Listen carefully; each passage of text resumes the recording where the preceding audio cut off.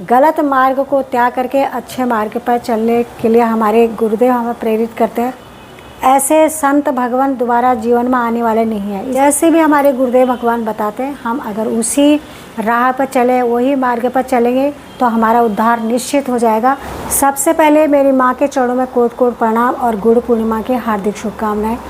मेरे शिक्षा गुरुजन और दीक्षा गुरुजन, उन सभी के चरणों में कोट कोट प्रणाम और गुरु पूर्णिमा की हार्दिक शुभकामनाएं। आप सभी लोगों को मेरी तरफ से गुरु पूर्णिमा की हार्दिक शुभकामनाएं। राधे राधे, जय श्री कृष्णा। कैसे आप सब लोग? बढ़िया बढ़िया ही रहना, मस्त स्वस्थ सुखी एवं सदा खुश रहना और सदा व्यस्त रहना।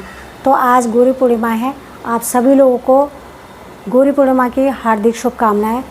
क्योंकि माँ सबसे पहले प्रथम गुरु होती है, फिर हमारे शिक्षा गुरु, फिर हमारे दीक्षा गुरु, और उसके साथ साथ वो सभी लोग गुरु के बराबर हैं जिनसे हमें कुछ सीखने को मिलता है।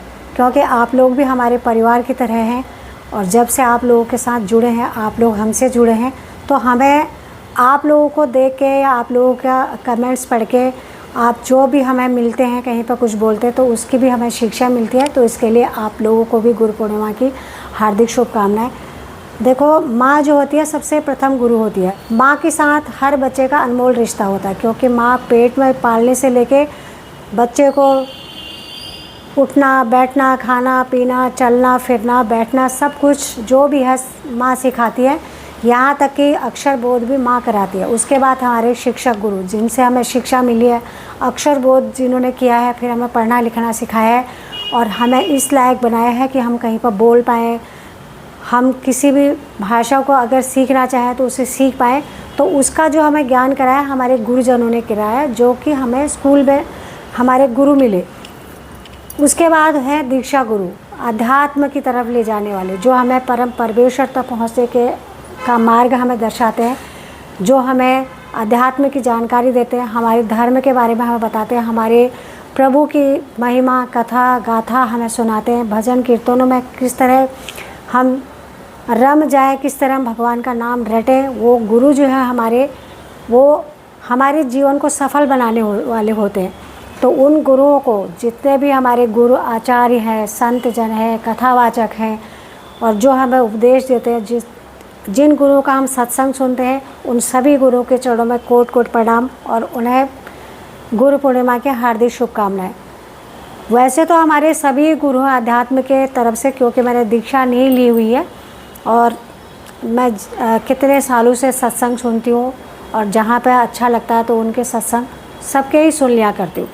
तो वो सभी आचार्य, सभी कथावाचक, संत महंत जो भी हमें शिक्षा देते हैं, उपदेश देते हैं, धर्म के बारे में हमें समझाते हैं, वो सभी हमारे गुरु तुल्य हैं। लेकिन जैसे कि सभी लोग जानते हैं, प्रेमानंद महाराज जी हमारे सदगुरुदेव हैं, क्योंकि उनको सब, हर बूढ़ा जवान बच्चा, हर कोई उन्हें अपना गुरु मानते हैं। सबको पसंद इसलिए है, आप उनकी शुरू से लेके जो भी वीडियो देखेंगे, हर वीडियो में उनकी एक बात होती है और वो निस्वार्थ सबको प्रवचन देते हैं, उपदेश देते हैं, भगवान की तरफ कैसे अग्रसर होना है, कैसे परमात्मा के मार्ग पर चला जाता है, कैसे परमेश्वर तक के मार्ग को हम चल गए, परमेश्वर को पाने का हम आसान तरीका हमें बताते हैं कि नाम रटो, नाम रट रट के फिर जैसे जैसे तुम्हें प्रभु की तरफ जाने की इच्छा होगी तो फिर उसके बाद तुम्हारे अंदर अपने आप ही भगवान की भक्ति करने का, भगवान की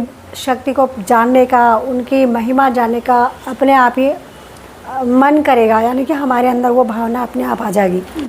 तो उन्हें हम गुरु मानते हैं, अपने सदगुरुदेव भगवान मानते हैं। और जब भी कोई ऐसा हम करते हैं, कोई भी, जैसे वो बोलते हैं ना कि ये नहीं खाना है, ये ऐसा नहीं करना है, ऐसा नहीं करना, तो उनकी याद आ जाती है उतनी बार। तो कोशिश पूरी होती है कि जो गुरुदेव भगवान हमें समझाते हैं, जो हमें कहते हैं, हम उसका पालन करें। लेकिन क्या करें, जन्मों जन्मों से कितना हम पाप करते हुए आए हैं। इस जन्म में भी दुनिया भर का पाप, मानसिक, वाचिक, शारीरिक, हर तरह का पाप करते आए हैं। समय लगेगा, लेकिन पूरा भरोसा है कि गुरुजी जो हमें आदेश देते हैं, जो हमें उपदेश देते हैं, जो हमें सत्संग सुनाते हैं और नाम की महिमा को सुनाते हैं, तो एक दिन प्रभु को पाके रहेंगे, उनके दर्शन करके रहेंगे, ये भरोसा करते हैं। और आप सभी लोग भी ये भरोसा रखना। और सबके अंदर प्रभु का वास है, ये तो बात पक्की है, क्योंकि प्रभु मेरे अंदर बैठे हैं, इसीलिए मैं बोल पा रही हूँ, इसीलिए आप लोगों के साथ बात कर पा रही हूँ। वैसे ही सबका, हर प्राणी का, जीव जंतु पशु पक्षी इंसान जो भी है, सबके अंदर प्रभु का वास है। उसी की वजह से हम चल पाते हैं, फिर पाते हैं, बोल पाते हैं। लड़ाई झगड़ा ईर्ष्या जो भी है उसी की वजह से होता है। लेकिन हमें सद्मार्ग पर चलना है। गलत मार्ग को त्याग करके अच्छे मार्ग पर चलने के लिए हमारे गुरुदेव हमें प्रेरित करते हैं।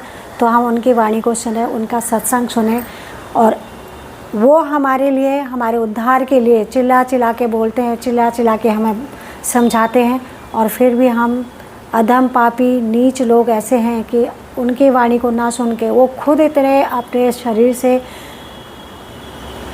बीमारी से परेशान है, क्योंकि सभी लोगों को पता है कि उनकी दोनों किडनियाँ ख़राब है। उसके बावजूद भी वो हमारे लिए लगे रहते हैं, दहाड़ते हैं। हम फिर भी उस बात को नहीं समझ पाते हैं। ऐसे संत भगवान दोबारा जीवन में आने वाले नहीं हैं। इसलिए सभी लोगों से प्रार्थना है कि उनकी बातों को सुने, उनके उपदेश को माने, उन जो हमें सत्संग में सुनाते हैं उस चीज़ को सुने। अगर हमारे लिए भक्ति करना बहुत मुश्किल काम है तो कम से कम हम प्रभु का नाम रटें, और जो भी कर्म कर रहे हैं, जैसे भी हमारे गुरुदेव भगवान बताते हैं, हम अगर उसी राह पर चलें, वही मार्ग पर चलेंगे तो हमारा उद्धार निश्चित हो जाएगा।